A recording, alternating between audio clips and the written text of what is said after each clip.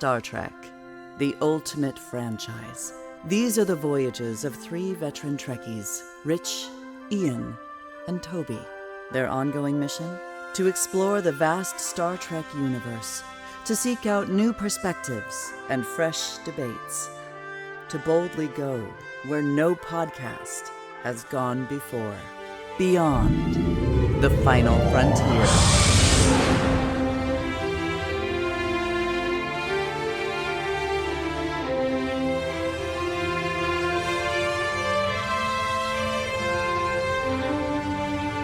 Hello and welcome to Beyond the Final Frontier, a Star Trek podcast with me, your host, Rich Matthews, and as ever, my fellow Voyagers, Mr. Ian Spelling. Hello, everybody. And Mr. Toby Weidman. Hello. And today, in a rather fun episode, we're going to be pitching our new Star Trek TV series ideas, the shows we would like to do if we were given the reins of running the Star Trek show. But to do this, we're joined by a special guest, one of the internet's prime YouTubers on Star Trek, from Trek Culture, Mr. Sean FERRICK. Thank you very much. That was a lovely intro. Thank you, Rich. Thank you, everyone. Woohoo! Round of applause. Well, we got your script for what we had to say. You're welcome. Thank you very much. I promise the check will clear. I'm just not saying when. Okay. Marvelous. So what we're going to do is we're going to run through our pitches for what we would like to see, and we're going to do it in little chunks. So initially we're going to do like the title and the hook and the setting of the show. We're going to go through everybody, and then we'll go into other details as we go, and it should be self-explanatory. And of course we're going to be very understanding and nice and generous to all of us and our ideas, and be the sweetest group of studio execs possible. Marks out of 10 for every single one. The hook. Yeah, that's a 1 out of 10. So, Sean, before we start, what was your first ever experience of Star Trek? Not professionally, but ever. I sort of have a go-to for it, because I know it was my dad got me into Star Trek when I was knee-high to a grasshopper, right? So I am told I was watching Trek since I was born, you know what I mean? TNG was airing. But the first, memory that really kicks in is my dad surprising me with a cinema ticket for Star Trek Generations. In Ireland, that released early 1995. I know it was 94 in the States. And I only know that because I recently learned that. I've been saying it was 94 the whole time. They're like, it was 95 in Ireland. I'm like, what?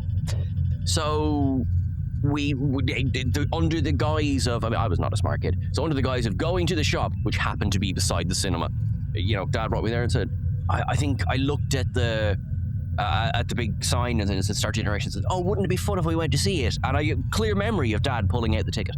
Oh. And I had heart failure then, and it was amazing. And then I went to see it, and it was fantastic. And that is one of the big memories that sort of is one of the first ones. Like, I've vague memories. I know I watched DS9, for example. I know I watched Emissary when it aired. So that was 93. I know I watched All Good Things as it was airing. So things like that. But yeah, the first this is a core memory, was standing in the car park outside the cinema about to see the Enterprise B, the Enterprise D, the Klingon Bird of Prey, Shatner and Stewart. Obviously it didn't hit me then the way it hits me now, but I'm still glad that was my first cinema experience for Star Trek. It's also a father-son moment, which is huge, and why it's so personally important to you. 100%. Did you know who the character Kirk was? Were you aware, or was it just the Next Gen crew that you were excited by? I was aware.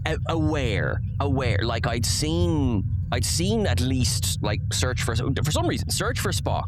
I watched a lot as a kid because, for so many years I could just close my eyes and hit play on the entire Stealing the Enterprise scene. Oh, me too. And I know I watched those films out of order because I was really confused when I watched the motion picture and thought, how did they get the Next Generation theme early? Not the sharpest child. So enough to know I knew who Kirk was. I know obviously Spock's not in it, but I knew enough to be like, Spock's not there. Something like that. But at that time I was just like, oh, it's Scotty and Chekhov, cool. And I knew who Sulu was, so I knew who Demora was meant to be. So things like that. But like the sort of the kick in the heart that pretty much everything from the cabin scene onwards is to me now. No, wasn't there at that point. I think I was more kind of like, is the Enterprise going to be okay? No. That was something on the big screen. The crash of the Enterprise D. That was an experience. Yeah. That was my first press show that I sort of Star Trek that I saw.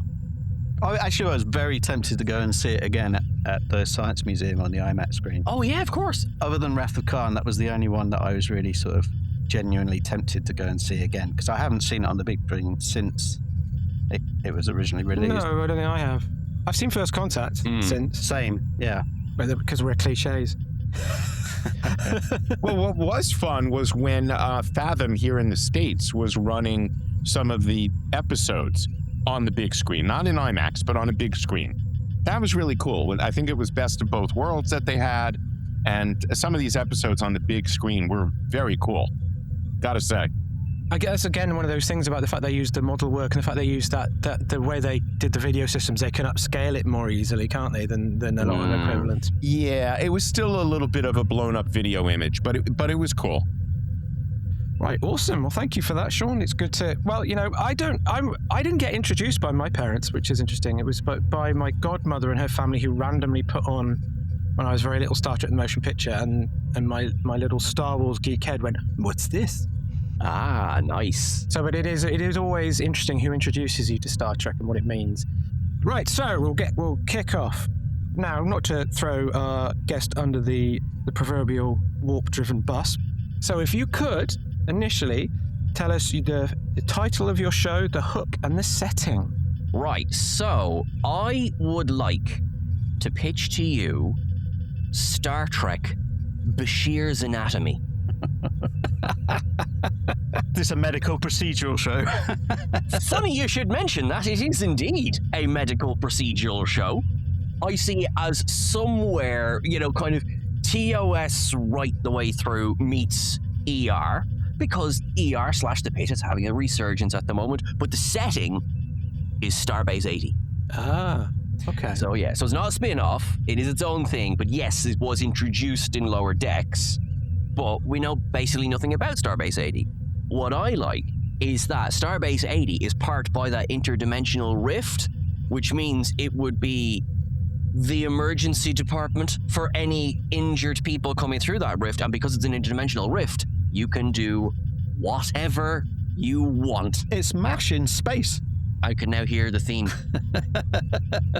They're going to go an Enterprise route and have lyrics, yeah. Suicide is even less painless. So when is it? What period is that? So that's Lower Decks sort of era.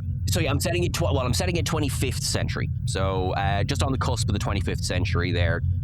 Not too far forward, but that we still have all of that time that we can play with, but just a little bit after what we've seen up to the point of Picard Season 3. Cool, totally makes sense. So actually, that's exactly the time I'm setting mine. Perfect.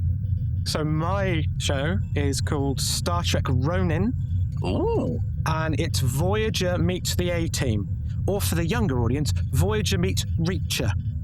So it's a high-octane, intellectually sharp procedural featuring a disavowed crew of elite, righteous fixed points in the shifting moral shadows at the galaxy's edge.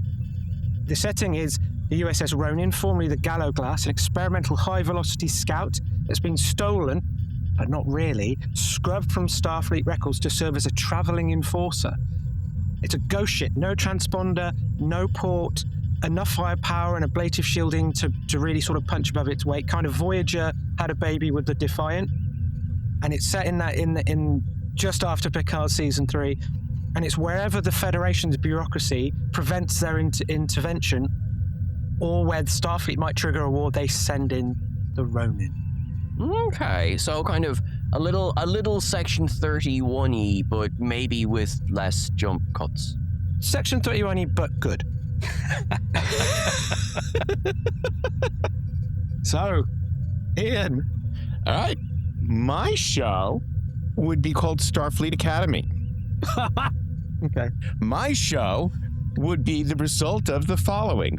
Nothing sold more via CBS, all the licensed products, the past X numbers of years, better than Starfleet Academy cups, mugs, shirts, jackets, everything. That creates a demand for a show called Starfleet Academy. I think we should do it. We should go there.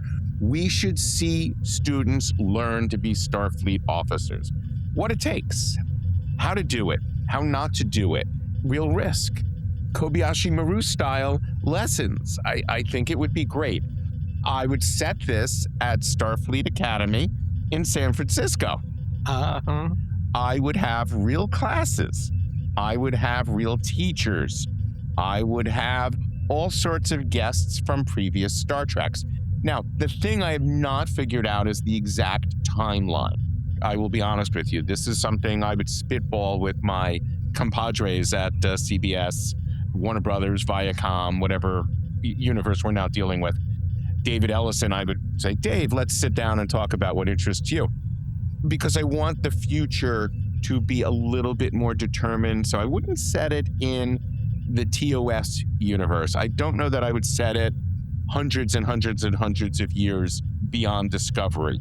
But that would be open for A, conversation, and B, interpretation. I'd literally need to see artist renderings and all that kind of stuff to see what would work best visually, special effects wise, what lessons we've learned from previous history of Star Trek and of Starfleet Academy style stories that we've had as well. I would do a show called Starfleet Academy. I am assuming that all of you have set this in the Prime universe. No one's gone Kelvin. Oh yeah, sorry, no, I didn't. Yeah, no, Kelvin. No, Prime. Well, I'm cheating because you can use them all in mine because of the rift. Oh yeah. Oh gosh. Interesting. I specifically was thinking of Kelvin because of that. Excellent. Fair enough. So, Toby, can you keep a straighter face as Ian? Well,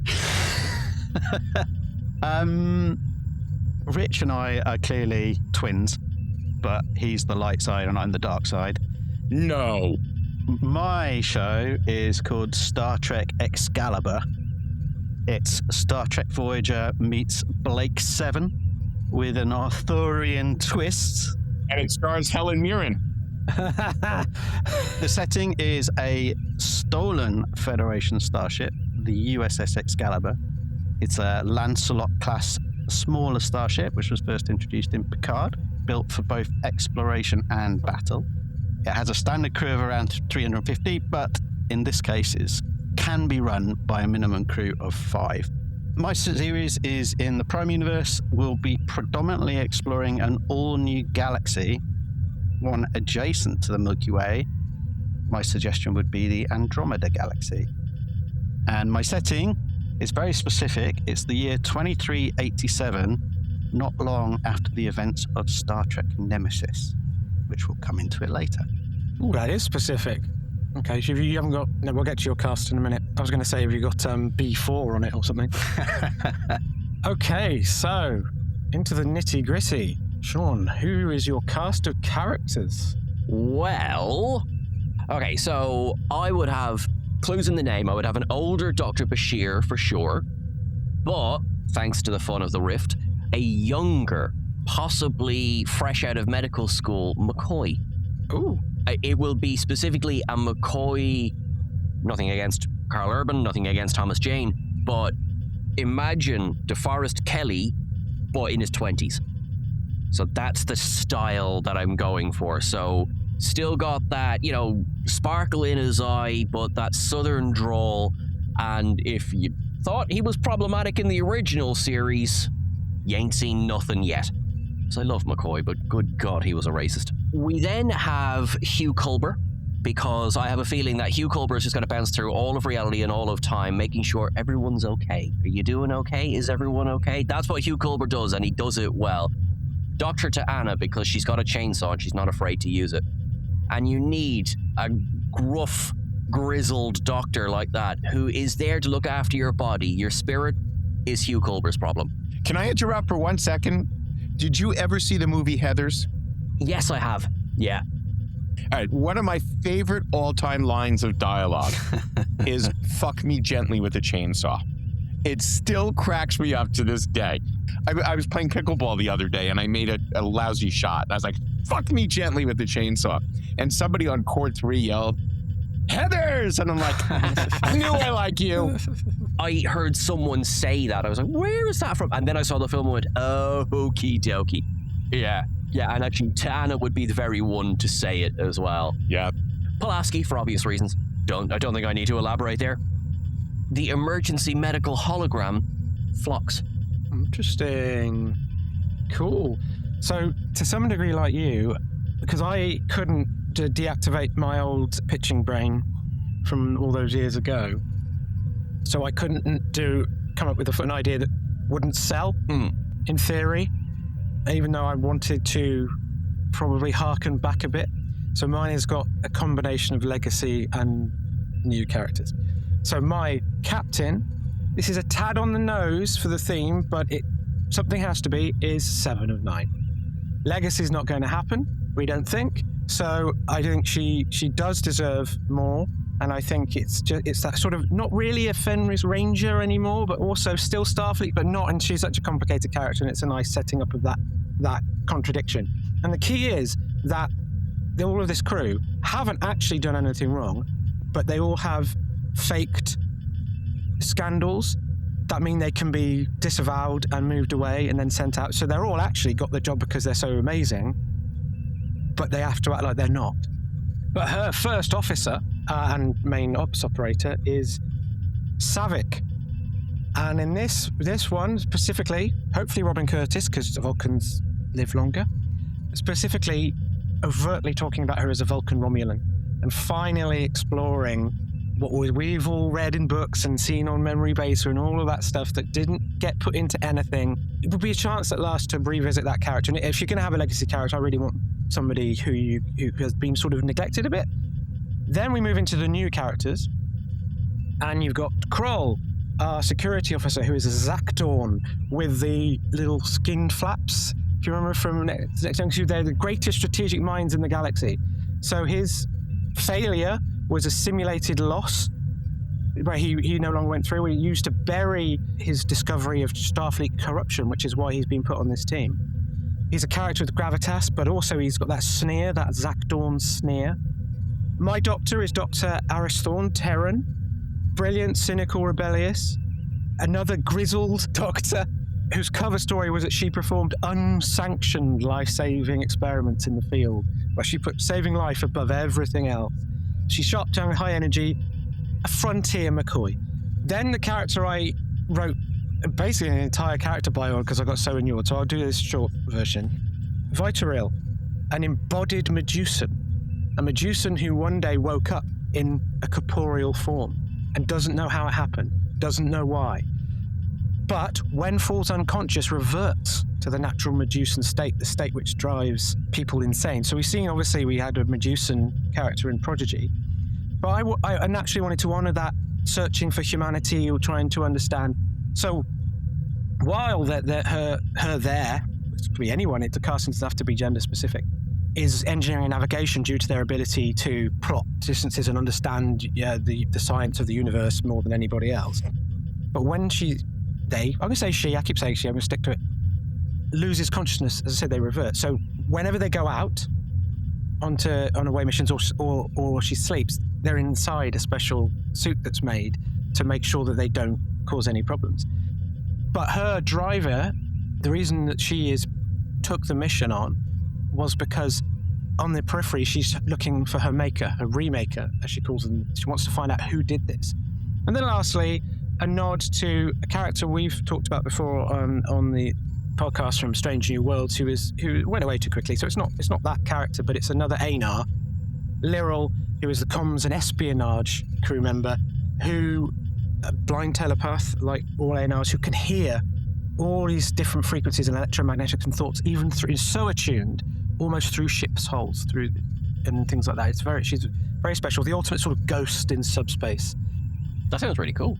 We'll see. Ian, who's running your Starfleet Academy?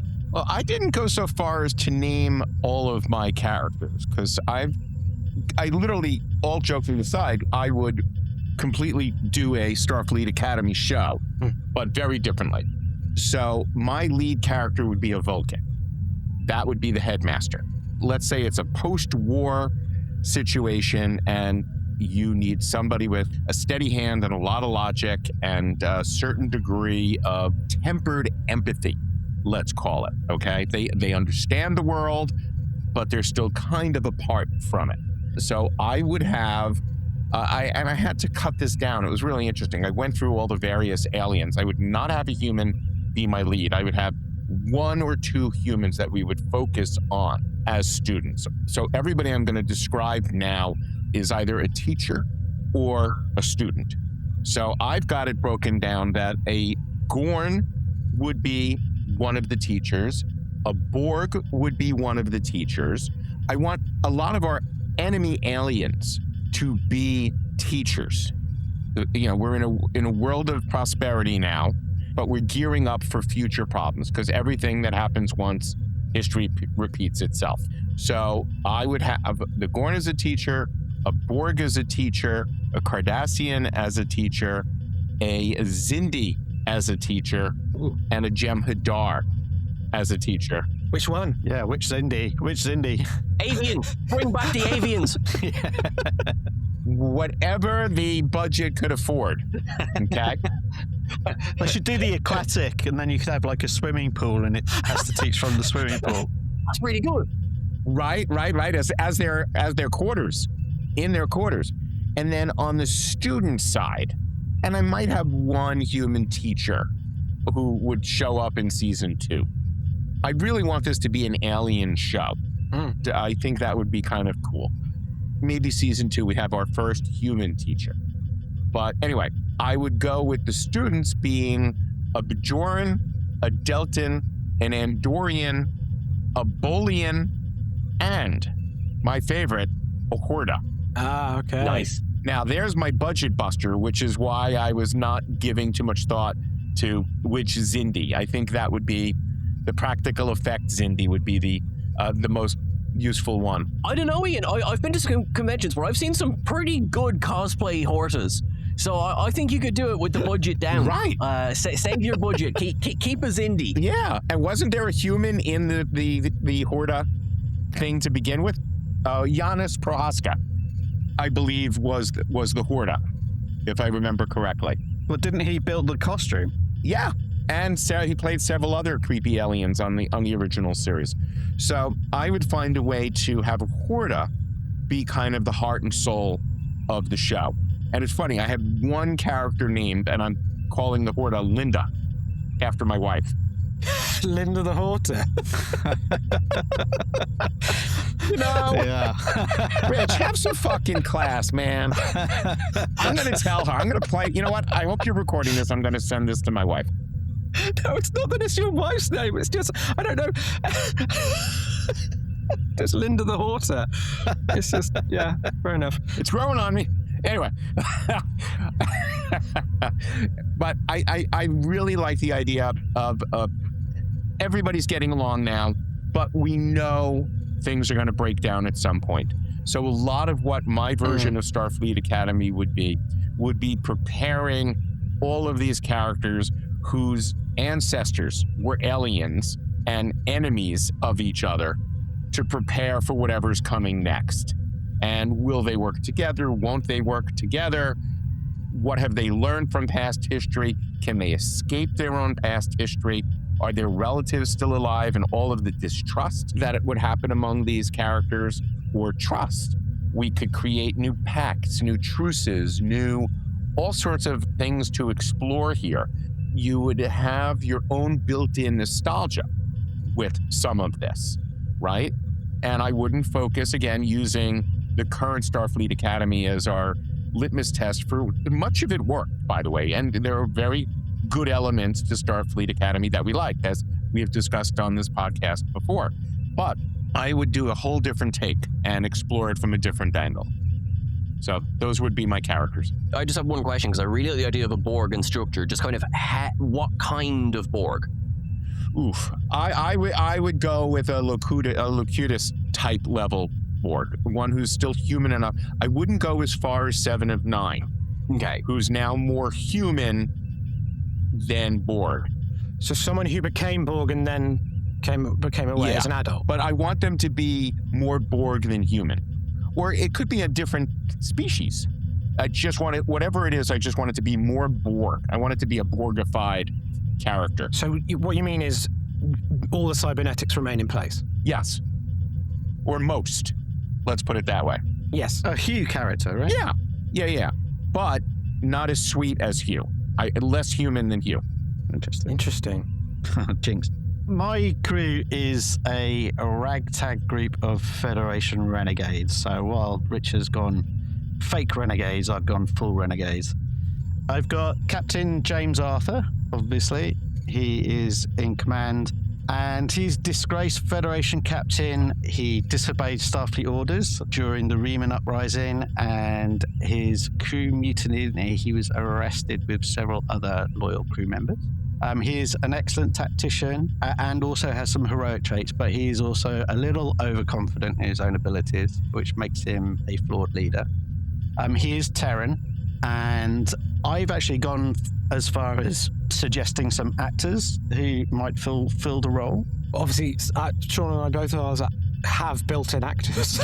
Yeah. Like Alexander Siddig. For this role, I'm suggesting someone like Lenny James or Colman Domingo. Ooh, Colman Domingo. Oh, yeah. Ooh. I think they can play that strong character, but also with a bit of empathy. My second in command is Sub-Commander Guinevere, Vulcan. a Romulan, Oh, Romulan. Okay. which adds that little extra conflict with the captain. She's a former member of the Tal Shiar, and she was also against the Federation Romulan peace treaty and actively worked to undermine it against orders. Are we talking the sanitized, more Vulcan Romulan or the next-gen heavy forehead Romulan? I mean, I guess we have to go the Nemesis Romulan. Oh, really? Sinatra. Lots of wigs in your show. So although there's conflict between them, the fact that they both opposed the peace treaty between the two species also means there's some common ground. I have her as wily and mistrustful, always looking for an edge, but also very intelligent and capable.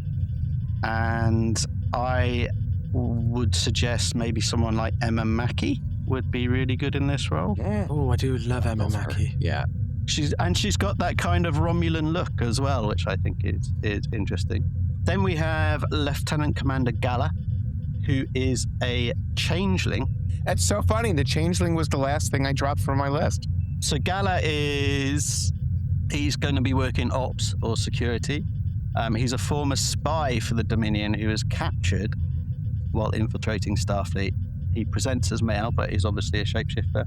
Tough, sneaky, and quick thinking. Very good in a crisis, but looks down on solids. And I think I would bring in Doug Jones. We love Doug. Interesting. Just give him better feet. Don't make him walk in those things again. Well, you know, he's a changeling. You can do Yeah, it. not that. You can have any kind of feet you want. Any kind of feet you want. My CMO is called Dulac, and they are Cardassian. They are a Seska Gulmadred type character. Okay, not trusting them then. There was a suspicion that they are an interrogator for the Obsidian Order, and they have been suspected of war crimes, but nothing's been Wait a minute, proven. you've got Obsidian Order, you've got Tal Shiar. God, don't want to be on your shit at all. Well, like I said, this is a ragtag group of renegades. Yeah, so her time as an interrogator has given her intimate knowledge of various species' anatomy and psychology, which makes her obviously a good medic, but also she's very aware of their weaknesses and how to manipulate. Softly spoken, unruffled, and duplicitous. And I'm thinking they'd never get her, but someone like Lashana Lynch, Wow. I think would be great in that role. On the pain scale, would you say the pain is a 4 or a 5? How many tricorders am I holding up? My chief engineer is called Gwaine. They are an Andorian. They have been excised from the Imperial Guard, and then they turned to piracy and thievery for a living, where they started working with the Orion Syndicate before retiring. However, they were blackmailed into doing one last job, which went horribly wrong and they were captured. But they are an expert with all technology, driven by greed, but also nervous and easily manipulated. And if I'm having an Andorian on my show, who else am I going to pick but Jeffrey Combs? Oh, well, yes. Actually, it goes without saying, Jeff can have a part in everything. Bring Jeff in, get him to do Andorian again, make him a series regular. He deserves it. Get him in the opening credits. Yeah. And then my final human character is Ensign Bedivere Lithe on the helm and con. Lithe? Yes, they are Dashar. They are the ancestor of Genesis Lithe. They are the dark sheep of the family that no one talks about. Exceptional pilot, fresh out of the academy. They were part of the Captain Arthur's former Starfleet crew. And when the crew mutinied, they stuck with them. So there's a relationship there. I'm thinking the Riker Admiral Pressman kind of relationship. So feels bitter that they've been imprisoned, but they still have loyalty and Federation. And is this an Starfleet autobiographical character? The Black Sheep, all of this, and the Weidman family? She is tough, adventurous, but a little wide-eyed, innocent, and gullible. And I would go with Ella Purnell. Oh, I could see that. Good choice. So the big difference between our shows is my crew would hunt down your crew. Basically. Yes. And my crew would deal with the fallout. And then I've got one other character, which is the shipboard computer called Merlin, obviously. They are logical, but with a personality, more than a simple computer. And I would get my mate, Sissy Jones, who did the intro for our pod. My computer would be Majel, for definite. My computer would be me, because I want residuals. I might get Judy Durand from DS9. Oh, that's nice as well. Don't you get residuals anyway, Ian, from your background? Right. No, I got $99 for my appearance on Voyager, $99 for my appearance on Deep Space Nine. Charmed, I got $900 because I had a speaking line of dialogue. Nice. Charmed, I get about $100 a year in residuals. Bloody hell. Extras do not get residuals at all. Had I known that, I would have asked if I could please have a line of dialogue. Who knew, you know what I mean? But I didn't think... Did you not even get to keep your nose ridge? Yes, I did. From when I was a Bajoran. But it's somewhere it got lost. I don't know where it is. That's right. Ian's been on 2 Star Trek shows. It's only 2, right? Just 2. Oh, it's only 2. That's amazing. Yeah, I know. Makes you sick, doesn't it? It was fun. I couldn't believe it when they said yes. I was very thrilled. That is brilliant. And Mike Westmore checked my makeup, which was doubly cool. Mike walks in, he's like, all right, let's check that nose. It was awesome. Cool. He says, right, that looks horrific. You're like, I haven't done makeup yet. Toby, I really like some of your ideas. I think it would be very interesting. But my question for you is, how much do you extend the Excalibur concept into episodes? I mean, will there be a sword to be pulled out of a stone? What are we going for ultimately? So it's really just more of a naming mechanic. There are going to be certain aspects in there. There is a kind of a holy grail, which I'll get to when we talk about, what the storyline is. And also my villains of the piece as well. There is a relation there. But it's more mainly, it just gave me some way of being able to name my characters a little bit. Yeah. I mean, you really went deep on the character names, though, which is interesting. Well, no, I think it's fair enough. As long as it does have a thread, because the thing we don't want is the Mackey in Voyager scenario where it's like, no, they're just part of the crew. Which I think that's good. Well, I'll get into that in a little bit, but yeah, let's move on to our next section. Oh, well, there you go. Oh, you're such a tease. Yeah, so Sean, the what? The threats, the USP. Okay, well, I mean, you can kind of see where I'm going with this. This is basically the ER of Star Trek, which gives you a sort of a handy conceit for each episode. You'll have your trauma, you'll have your ongoing interpersonal conflict. Oh, I'm not allowed to use that word in Star Trek. Interpersonal relationships, but also each episode gets to highlight a specific set of skills from each of our cast.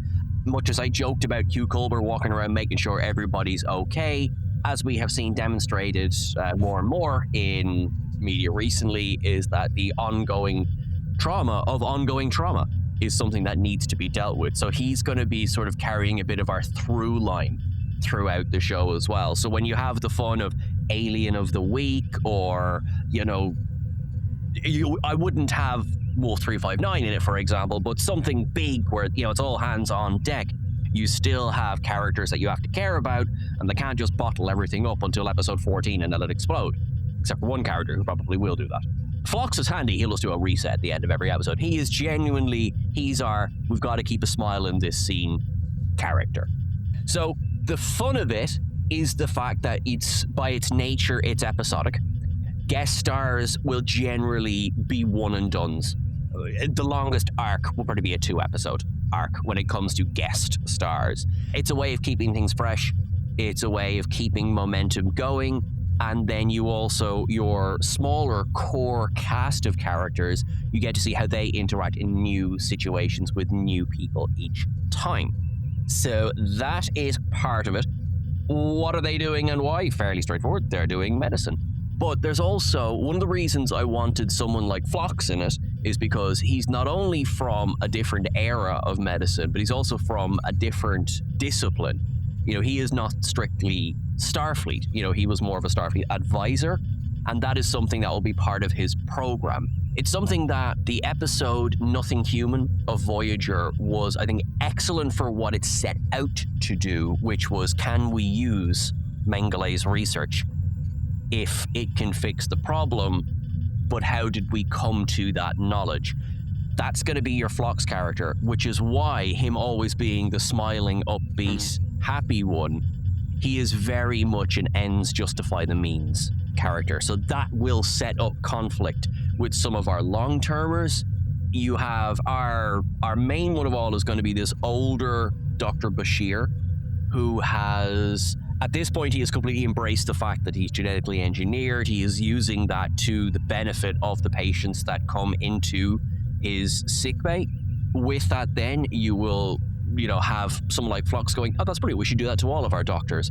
But because it's one thing that we have never successfully and satisfactorily done in Star Trek is deal with this question of, when do we stop going, yes, but we'll make an exception for you? Yeah.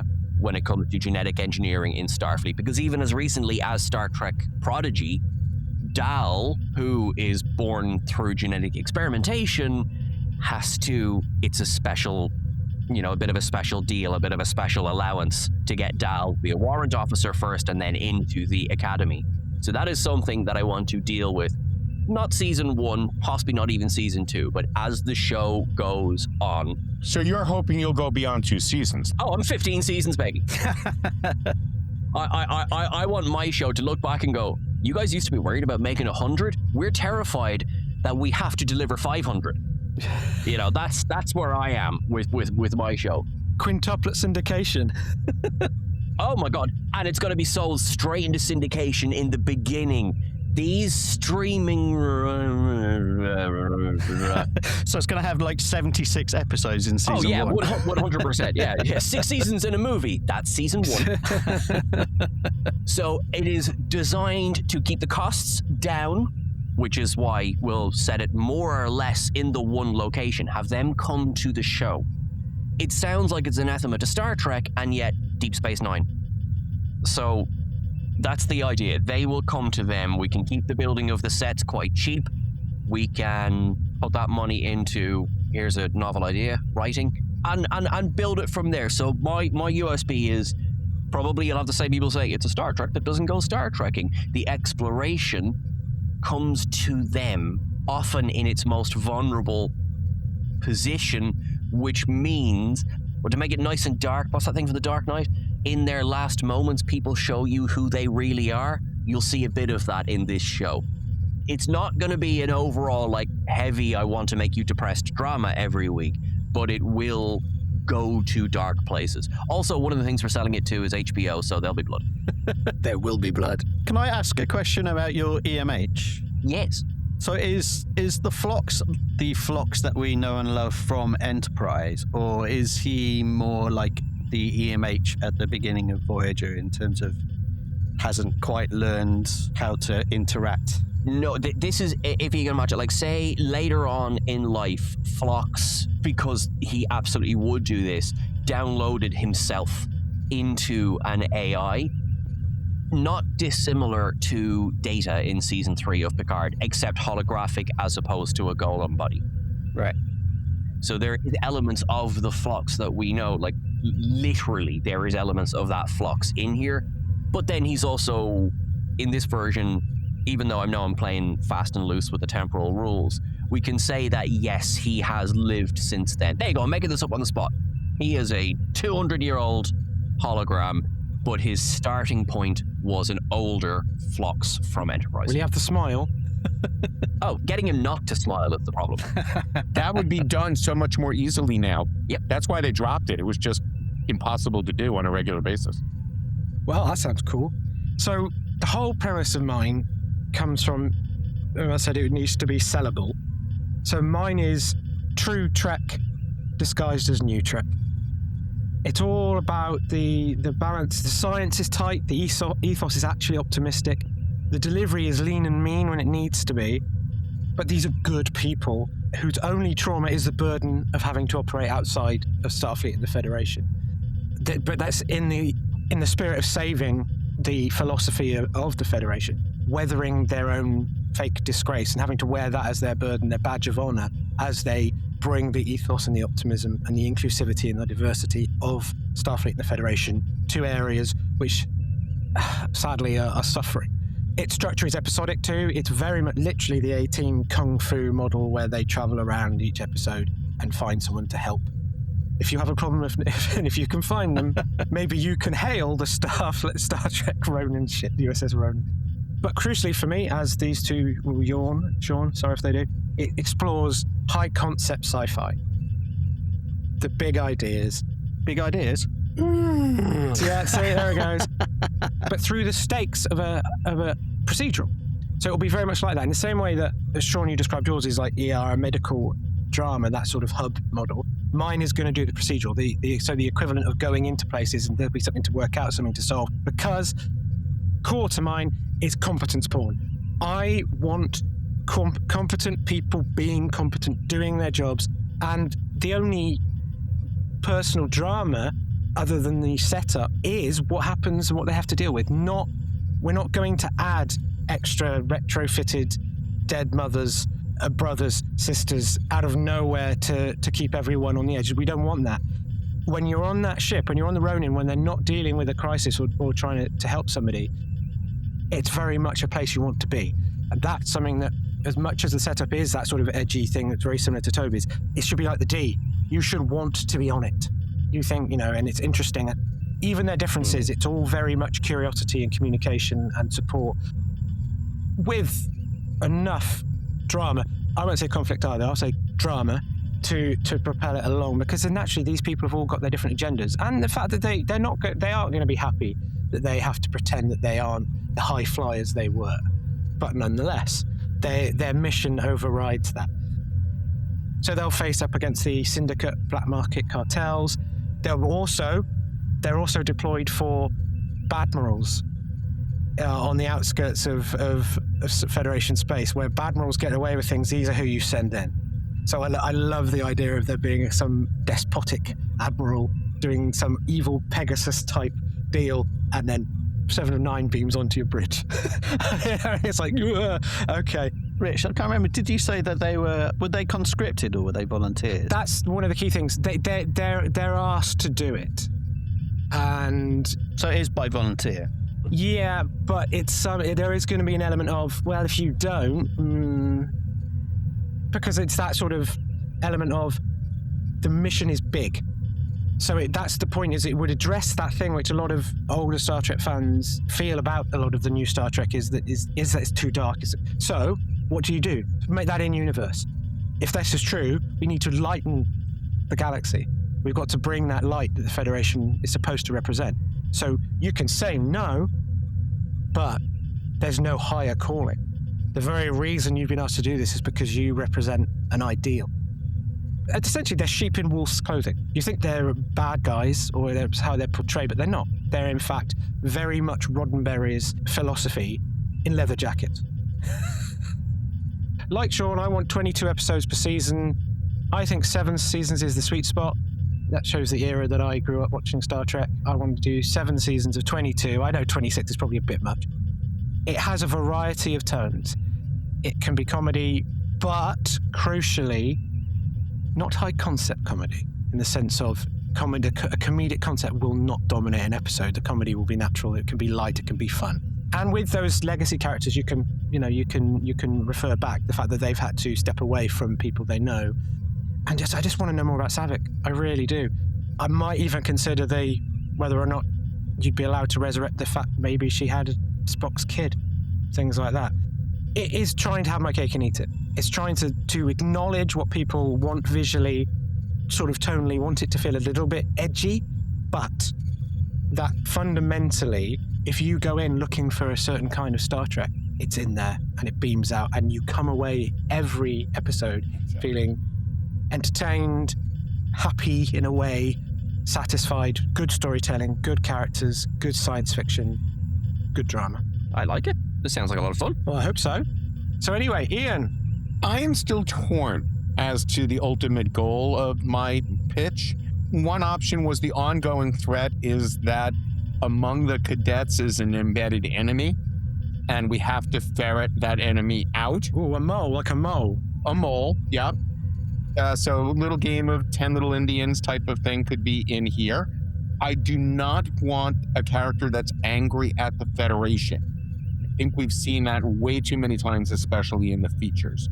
The concept of my Starfleet Academy thing, though, is boldly getting ready to go.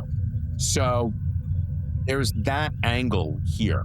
So there'll be a lot of teaching. There'll be a lot of Kobayashi Maru type of stuff. We could use virtual reality to create some of our action. I would have to gauge, how much we would see of other ships, and would that be a Deep Space Nine situation where the ships would come to Starfleet Academy? But I don't want an overarching villain. I want the threat to be internal. So I like that concept. I want this character, which is why I'm not sure if it would be my Deltan or my Cardassian or my Xindi or whatnot, because remember, I have my quote-unquote headmaster, for lack of a better word, being the Vulcan. So that Vulcan, be it a he or a she, could literally go do a mind meld with each of the characters and possibly figure out who the mole is, right? I think my mole is less a mole than a lone wolf, who may be insane. It may be as simple as he or she has a mental issue of some kind and just wants to blow the whole thing up. That was one thought. Then my other option for the key through line of the show would be that there is a dark Starfleet Academy, a mirror Starfleet Academy, that wants to replace our current Starfleet Academy. And by current, I mean the one I'm creating here, not the one that's airing now. That would also be an interesting concept, because you could have the same actors all doing dual roles, playing alternate versions of their characters, and exploring the same type of issues. Who's a good guy? Who's a bad guy? Maybe you even fully reverse it, that all of them are bad and one is good. There's all sorts of ways you could play with this concept. The key thing here is both of my concepts are on the darker side. So I'm leaning towards the first option, which is the one mole in the group. I'm not loving the word mole. That was my fault. I said mole. No, but I totally agree. But they're not working for somebody else. They're my one. They're lone self-serving wolf. rather than Yeah. And again, to be determined why they're doing this. Are they criminally insane? Did they escape from something? But again, I do not want it. Maybe they just don't want peace. Okay? And peace has to win out, which is where the hope in the show would come from. But that would be very anti-Federation in and of itself, wouldn't it, to be pro-chaos? Right, exactly why I like the concept. Yeah, that would be my basics. It's a show about getting ready to go, and then here's this internal issue that this group of people needs to deal with. My show would not be spanning years. In fact, I was thinking this would be resolved in 2 seasons and the show would evolve into something else. Maybe then we would start to see some of the characters go out. So you'd follow one graduating class, and then Correct. And maybe they're in the middle of their education instead of at the start. So you have 2 years following these characters who have already been a little bit together. And then seasons 3, 4, 5, for argument's sake, they start to boldly go. That might be the way to do this. You run the risk there of having to create 7 different Star Trek shows. But you could present all different kinds of worlds. You could show all different kinds of ships. You could bring in existing characters. You could create new species. There's all sorts of room to go with that particular side. If you're pitching this to an IP company, you reverse the way you said that. There's a chance here to make 7 different Star Trek shows. Make it a positive. Right. Yeah, but on the other hand, I want to do one right rather than 7 so-so. Yes, true. Agreed. If you threw in a transfer student going into the year where all the other classmates know each other, you building up immediate suspicion that they might be the person who Absolutely, but it was funny the second you said that, I was about to say, yeah, but that person would be the immediate suspect. It would be, but that would be a good red herring. Absolutely. Or maybe even we establish before that character comes in that there's somebody that is a threat somehow. And then is the newcomer, is the transfer student, an accomplice in some way, shape, or form? That could work. Cool. For me, just initially to go over the setup, so what happens is the Excalibur is transporting these Federation criminals who are all in suspended animation. When it accidentally gets caught in a gravitational pull of a black hole and gets dragged in, the ship is severely damaged, and in the process, all the crew are killed. And it's a small crew, it's like a skeleton crew. And so what happens is the shipboard computer, Merlin, wakes up the surviving prisoners, which is my cast of characters, who then find themselves lost in this galaxy far from home. And they've got to get over their differences and bandy together in order not just to survive, but also to get home back to the Milky Way. Initially, I think having a galaxy, an all-new galaxy, basically provides opportunities to feature all new aliens. So you've got the familiar already, which is the cast of characters on the ship. You could do anything in terms of villains. Mine is ongoing, so it wouldn't be, there would be episodic elements of it, but it would be a running storyline in that they are... Serious, so more serialized. Yeah, essentially they're doing the Voyager in that they're trying to get home. My first season villains would be the Morganians, led by their leader, Empress LeFay. Yeah, I see what you did there. And her dark son, the Dark Prince Mordred. The 2 people that I was thinking of that could fulfill those roles were Lena Headey, playing the Empress. I think she makes a great villain. And then Charlie Plummer, who he was in the Longborg. He played the kind of long-haired guy who was a bit of a dick. But there's no galaxy-ending event in my show. I think, like you guys said, it's just friction between alien species. Excalibur is seen as a threat. All they're doing is trying to get home. I would have my ship get really, really battered. A bit like Year of Hell, but spread throughout the series. So they can't just resupply and fix everything. They really are. And they're relying on the help of strangers. So I've got the inner conflict on the ship, which is the Blake 7 element of it. I've got them lost in space, which is the Voyager element of it. And I would see this running 16 episodes in a season, so a little more than the 10, so you get a little bit more time for character development. But it cuts out the filler episodes, which seem to fall into the 22 to 26. There's always some which you go, yeah. That's where the crap goes. Could have done without that one.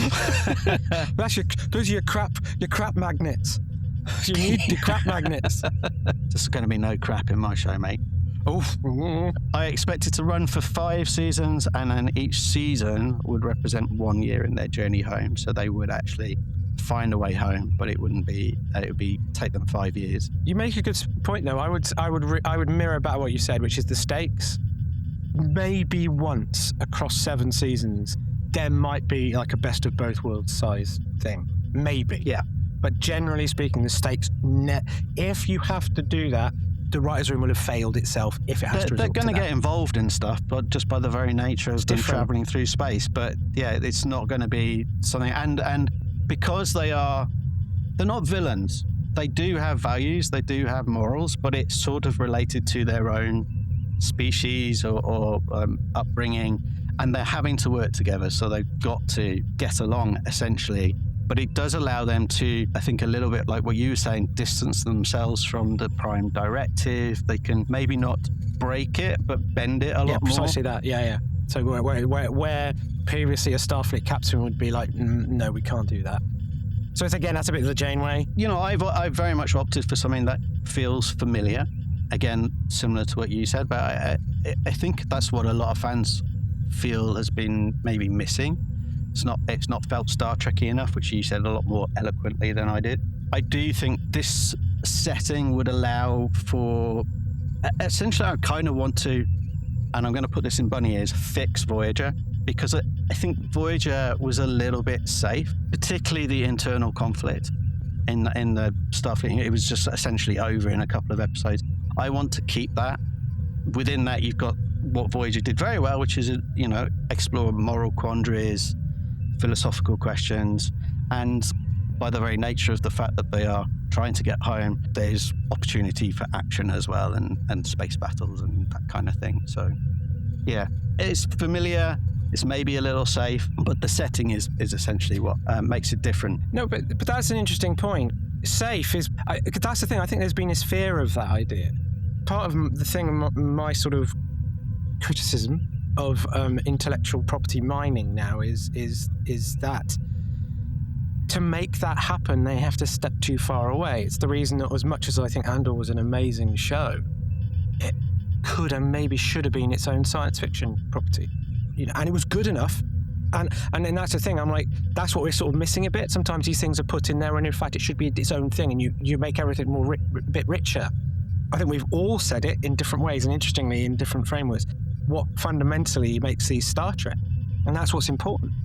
That it feels like Star Trek. Mm-hmm. And how you can have different concepts, and I think they're all really good actually, that riff off that rather than change it. So the example I always use is the adaptive matter thing, the whole, we've got these little pixelated grey things that can make anything out of anything, that can do anything. Nope. That doesn't feel Star Trek. That feels magical. That feels like Star Wars or something else. That doesn't feel like the fact that what you want is people ripping open conduits and pulling out isolinear ships and rewiring stuff, and you can, even though it's completely fantastical still, but there's an element of roll your sleeves up, Chief O'Brien under a console desk. That's kind of what we all, I think, want, whether it's in medicine, whether it's on, policing on the border, whether it's trying to get home, whether it's at Starfleet Academy. It's knowing that there's that rigor underneath. So even if it's only in universe sense, it is in universe sense, rather than we're going to lob in a MacGuffin stuff in anomaly and we're going to have this super MacGuffin tech that can just solve it. A bad example is the turbo lifts on Discovery. Yeah, insane. The TARDIS. Yeah, that looks great. It does, but it makes no sense. You suddenly go, how big is that ship? How big is it? Well, engineering in the JJ films is just like insane. How do they fix anything? Well, it's actual factory, wasn't it? Isn't it the Budweiser brewery? Yeah. Yes. So it's all pipes and like steam valves. You're like, what? And super brightly lit. Not a speck of dirt in engineering.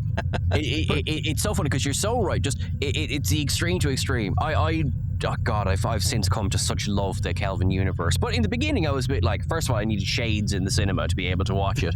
But then it's funny, isn't it? Because one of my biggest criticisms about Picard and Discovery suffered from this as well. It's like, what the hell is going on the screen? Are there people in this room? Are they in the bridge? Can you see? It's kind of extreme to extreme. It's like, pick a middle ground, which I think Starfleet Academy did very well in terms of just the lighting. Yeah. They kind of met somewhere in the middle. It was bright enough that I could see what was going on, but it wasn't quite the Apple Store of the Kelvin universe. No, our thing is about the bridges is they just need to be a bit smaller. Like they're all going, hey, comms. You over there on the helm. Yeah, like the Discovery's bridge. It's great, and we love that you can use widescreen. That's brilliant. Bring it in a little bit. For exactly the reason you were saying. Detmer, take us to warp. What? Yeah. So, I immediately think of in like Wrath of Khan when Spock is on the console and he looks up and says, their fuel coil emissions are normal. And it's like, sotto voce, almost. Not on Discovery. Their fuel coil emissions are normal. I said normal. Woo, wee, woo. Now hear this. Spock is making a statement. Now hear this. Well, that's awesome. I think all of those are really fantastic. Has anyone got any questions for each other? Any last minute nitpicky questions that they might want to ask? The last thing I was just going to say about mine is that although it's very much Voyager in story, thematically, I'm seeing it more like Deep Space Nine. Surprise, surprise, I'm leaning dark. Yes, well, I don't know about you, Sean, but we have slowly come to the realization that all three of us, our favorite Star Trek show is Deep Space Nine. Yeah. And this just means that you have taste. But anyway, thank you, Sean, for joining us for that. I hope it was as fun for you as it was for us. I think, as I said, maybe we can put this in front of the right people and, yeah. If we were to pick one which wasn't our own, whose would be each other's favourite? I'll go first. I'm very intrigued by Sean's. Oh, thank you. I was a big fan of MASH, and I could see this being the Star Trek version of that. I loved all the Doctors, so that makes sense for me. I'm a bit sad that Crusher's not in there, though. Gates would not be happy. That's just season one. Season one. She could always come in, I guess, as a guest, a visiting doctor. Maybe she's Starfleet head of Starfleet Medical, right? Isn't she? Depending on the week. Yeah.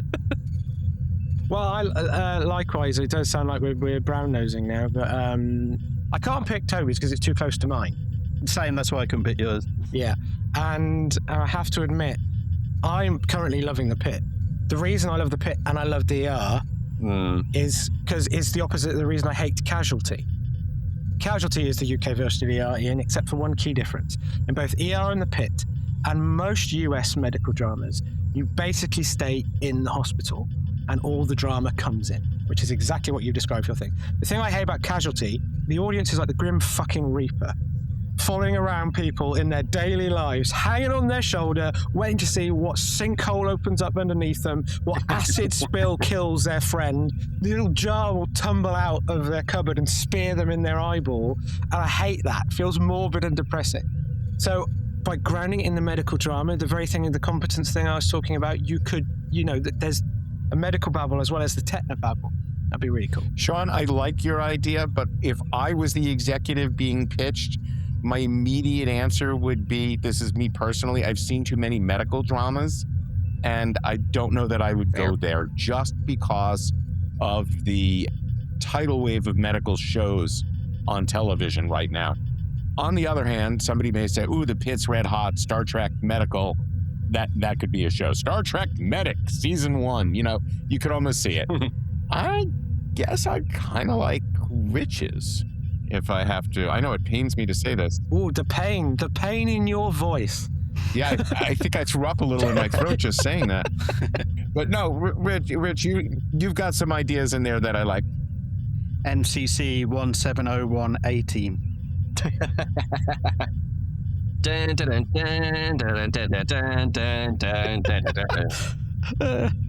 And we bring in Dwight Schultz as a guest star. Oh, I didn't think of that. Oh, now I'm excited. And he's older now, so it'd fit the timeline. On that slightly giddy note, the last word then, Sean, whose of the others would you give the green light to? I tell you this, I'm picking Toby's. Oh. Because I swear we didn't prepare one of these earlier on, but I have this Lancelot-class sitting right here in my hands, the USS Leon de Grance, the faster than light club. Plus, I only watched Excalibur for the first time a couple of months ago, so I'm excited to see more. Was that a John Eve sketch? I think so. Yeah. I want to say that was Eagle Moss. Now, Sean, I Venmo'd you $10 to pick mine. Why did you not accept it? Because you didn't send me a metal plaque. Thank you for that, Toby, by the way. I appreciate that. But yeah, no, I'm a sucker for all kind of anything that ties in with historical realism and fiction as well. Not to suggest that Merlin was in any way fictional. Plus, I actually, the things that I think Voyager stumbled on, which is we have one crew. The only thing, I mean, I've said this many times, the only thing about a season-long year of hell is you couldn't have the reset button at the end. So as long as you promise not to do a reset button. No. Yeah, the whole point is by the time they get back to the Milky Way, that ship is Pieces. practically nothing left of it. Maybe it's just the shuttlecraft. I think we'd all actually implicitly had in our thing a reset button ban. Good. Yes. Yeah. One episode is okay, but a whole season, no. But it is funny that my whole concept is basically a reset button. Yeah, Ian's whole piece is a reset. Awesome. Well, that, of course, is our pitches for what our Star Trek shows would be. What do you think? Do let us know. Who would you pick out of the four of us? Well, I was trying to go for a more sort of gentle series of comments. No. I might even put that up on the Facebook page. And yes, okay. Put a poll up. That's who would you agree like? All the info of where you can contact us are available in the description. Other than that, thank you all, especially to Sean for this immensely enjoyable episode. Yes, thank you, Sean. That was wicked. Yeah, thanks. Thank you so much for having me. Genuinely, this has been a lot of fun. And come back sometime. I'm nodding. Sorry, I forgot this is audio. Yes. Just leave that in. Silence. Leave that really long gap. Fine. Yeah. Bye, Sean. Sean has ended the call. No. And on that, frankly, deeply sad note, see you beyond the final frontier. Peace, love, and logic, everybody. And Terrara bit. Avoid death and cower.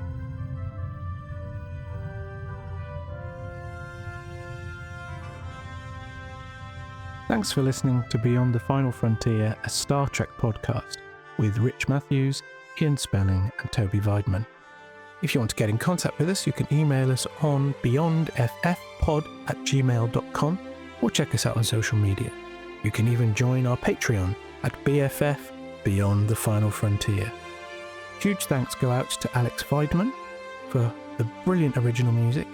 Please search Alex Weidman Composer on YouTube to hear the full fantastic theme and more.